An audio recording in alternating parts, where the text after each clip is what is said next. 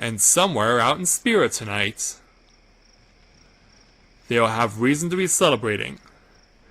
Because the evil sin who has plagued their lives and the lives of their ancestors for 1,000 years is gone once and for all.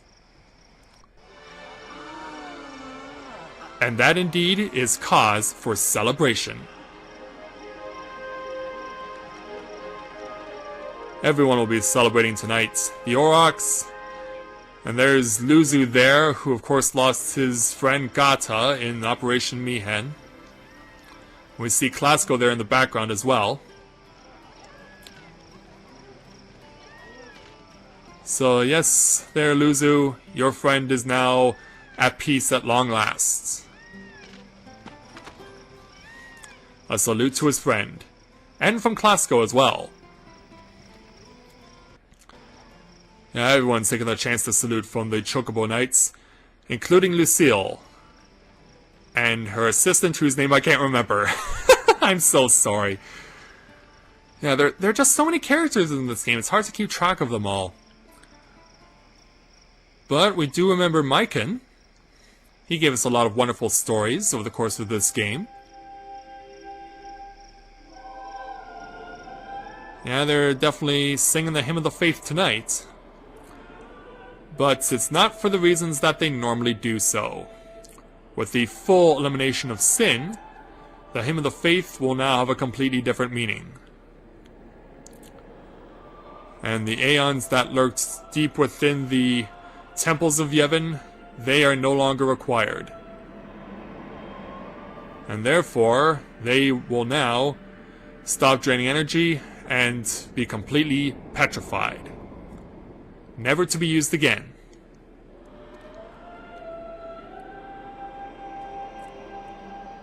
Yeah, all over Spira, these great and powerful aeons, the creatures that were originated from faith, are no longer needed. And thus they simply become nothing more than memorials to times that once were.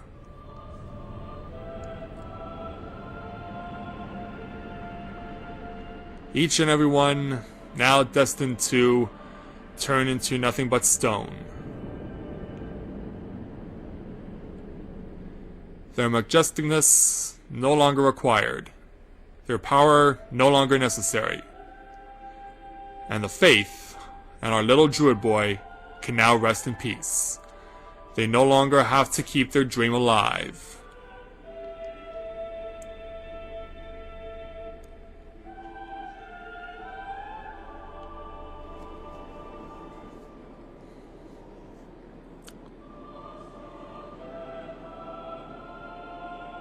And on this beautiful starry night, well, this is the fantasy land, of course, back at the fictional Xanarkand. Yeah, Yuna is now performing her final responsibilities as the summoner, sending the remaining departed souls to the far plane. And it will include Titus as well.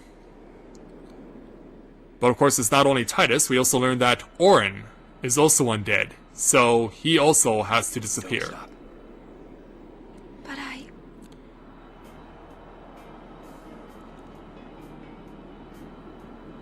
It's alright.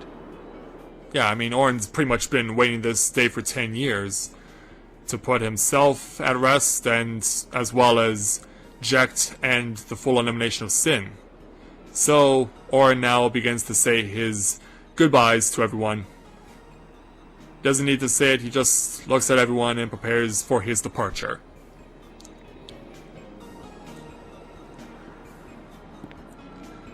He's ready to be on his way.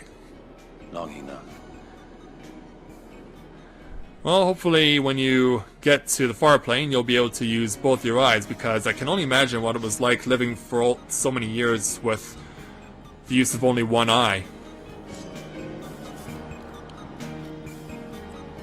This is your world now.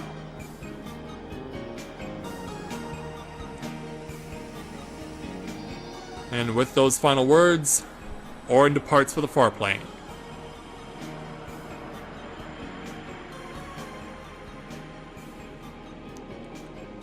But he won't be alone there.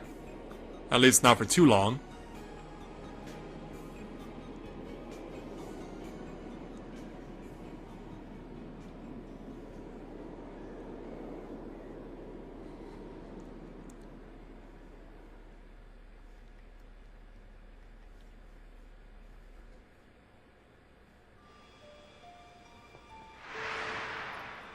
So, Yuna now once again resumes her responsibilities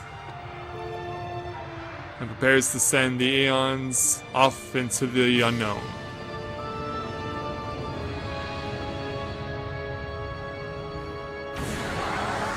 And Sin explodes in a cloud of dust, which scatters all over Spira.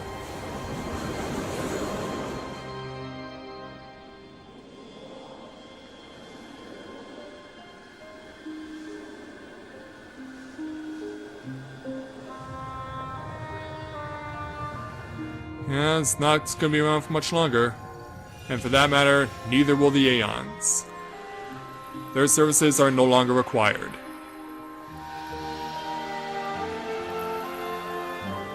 Azuna continues her dance to eliminate the Aeons and Sin once and for all.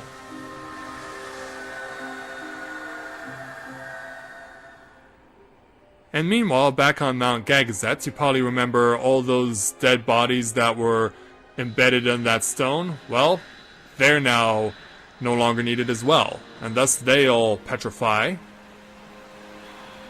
And since Yu Yevon is no longer doing any summoning, that means all the souls that he had been accumulating over the years are finally free, including Titus. Which means it's time for the young man to depart us. No. But Yuna doesn't want it that way. Yuna, I have to go. Yes, he does. I'm sorry I couldn't show you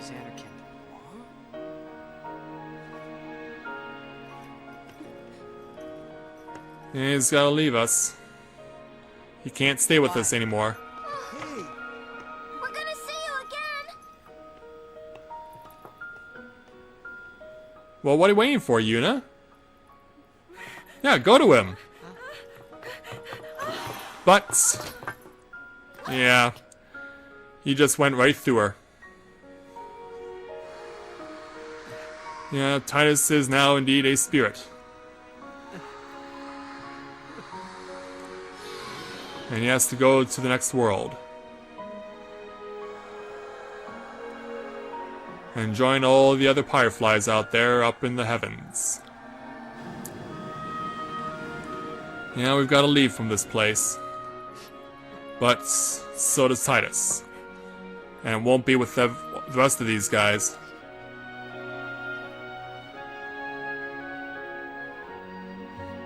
I love you. And so she finally professes her love when she knows it's too little too late.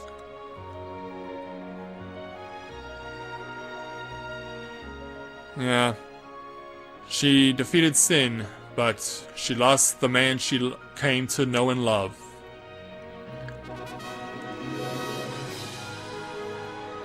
And so Titus gives her one last embrace. Yeah, it's not necessarily ghost, but the emotion is still there, the feeling is still there. In fact, he's just gonna walk right on through. One last parting gift, as it were, I guess.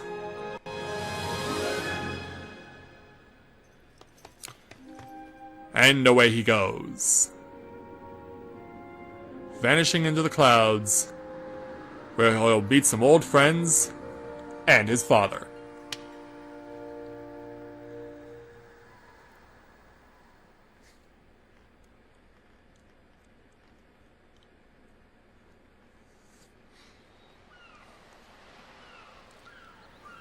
So on the first day after Sin is completely eliminated,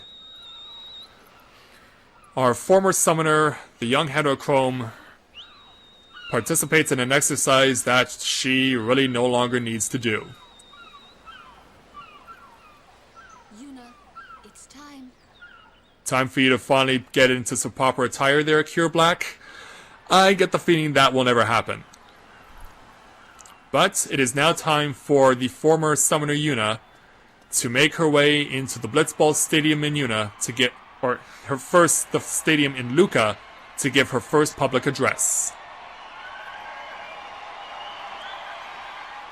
In Yuna.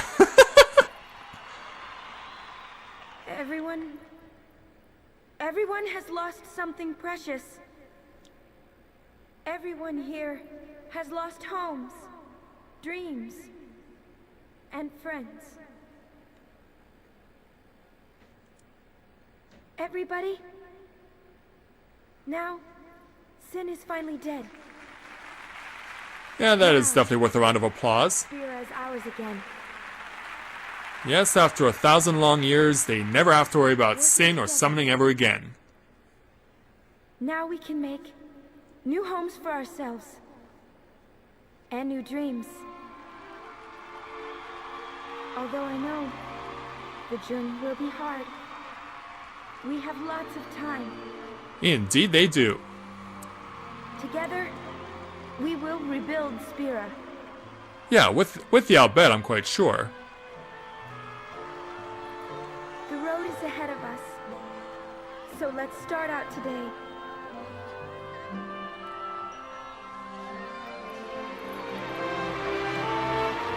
Well done, Miss Yuna. That was a wonderful speech. But what would you expect from a wonderful heroine? Just one more thing. Yes?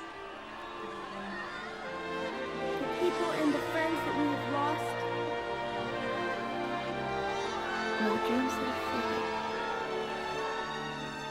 faded. And so now she gets to relive everything she knew over the course of this game.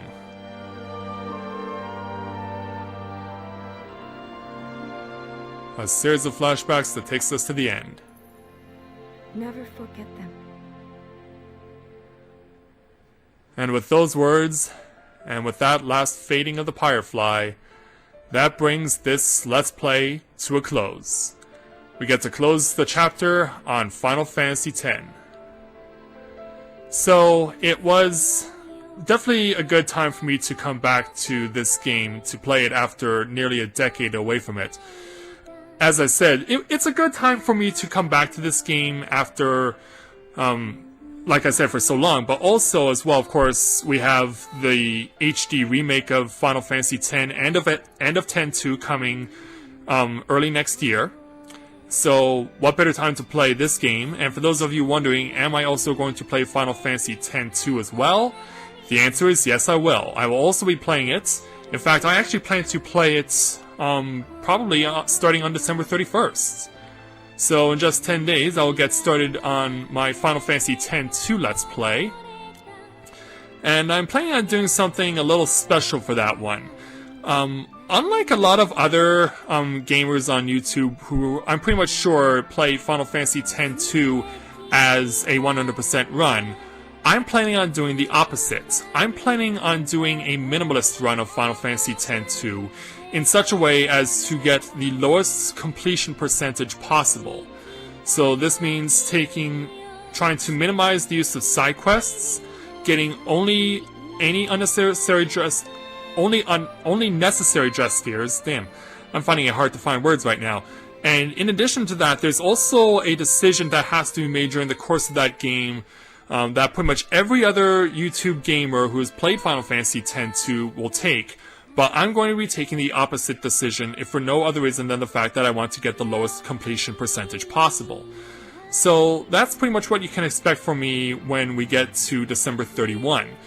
In addition to that, as far as playing this game, it was wonderful to play it again, because it was definitely worth the challenge. I had a few game overs that you didn't see, as I mentioned before, in my practice run.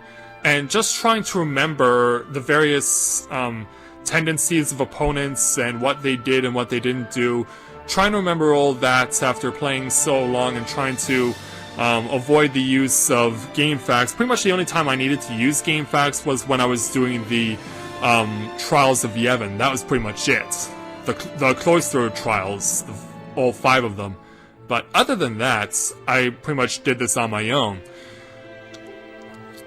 And so, knowing that I get to come back to this game after so long, I can only imagine what the HD remake of this will look like compared to what it is right now. The version introduced in 2002. Well, actually, it wasn't introduced in 2002. They were actually able to release it ahead of schedule in North America, so that it came out right at Christmas time in 2001. So it came out just a couple of months after the release of the PS2.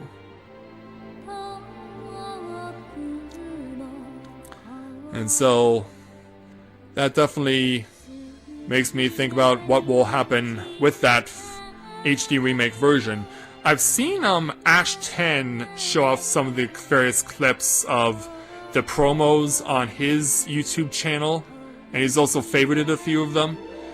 And I really wasn't able to decipher a difference, but I don't think that'll be much of an issue as we go on. I guess we'll see what happens when I finally get my hands on it.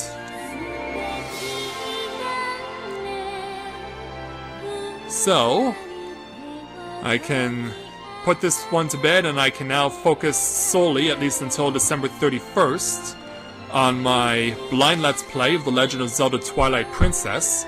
And I wonder just how far I'll be able to get onto that before moving on to adding Final Fantasy X-2 Minimalist Run to my collection. And of course, since I have the holidays to take advantage of this, we weren't able to have our holiday to get together in our family because it's been freezing rain all weekend, and since I would have to be forced to drive over 120 miles to get to where we would be doing it, it wasn't worth the risk for a lot of people. So we're trying to hold it off for either Christmas Day, or we're going to do it on next weekend, on the 28 and 29. So I guess that gives me a little extra time to focus on my Twilight Princess blind LP.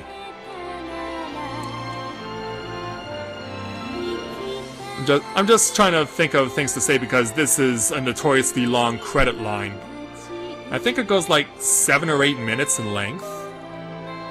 So yeah, definitely takes its sweet time to get it done, but you also help but can't appreciate the full version of the song that was used during the famous scene of Yuna and Titus holding each other in the little pond there in the Makalani Woods.